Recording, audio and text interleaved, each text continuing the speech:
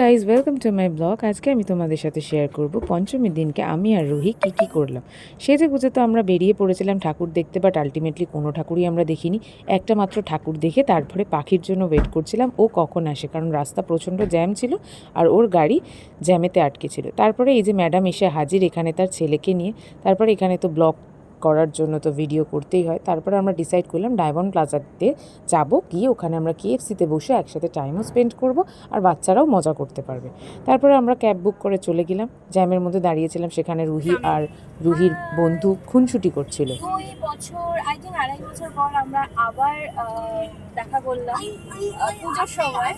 ভীষণ ভালো লাগছে। আর সব থেকে বড় কথা, পুজোর সময় থেকে বড় কথা, আমি আমার বেস্ট ফ্রেন্ডের সাথে মিট করতে পারলাম 2-2.5 বছর পর। সেটা সব থেকে বড় বিষয়। ও চুমু।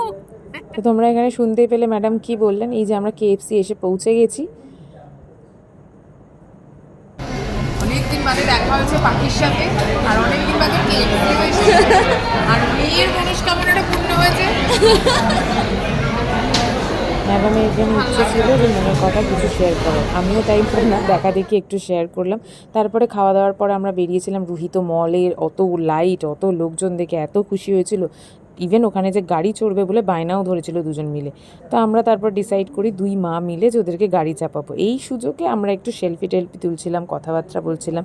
আর আমার মনা তো খুবই মজা পেয়েছে, মানে আছে রুহি প্রথমবার গাড়ি চেপে। তারপরে আমরাও আবার এখানে একটু স্পিচ দিতে লেগে গেছিলাম। সুন্দরীর সাথে অনেকদিন বাদে দেখা হয়েছে। তোমরা দেখতেই পেলে বহুদিন বাদে বান্ধবীকে কাছে পেলে কী করা হয়, মনে হচ্ছিল সেই পুরোনো দিনের লাইফটা কাটাচ্ছিলাম আমরা। তো যাই হোক, তারপরে এখানে আমরা কিছু বাচ্চাদের জন্য টয়েস কিনেছিলাম আর তারপরে নিচে নেমে এসে গাড়ির জন্য ওয়েট করছিলাম। আর এরা দুই বন্ধু আর বান্ধবী মিলে খেলা করছিল। তো এই ছিল আমার আজকের ব্লগ, মানে পঞ্চমীর ব্লগ।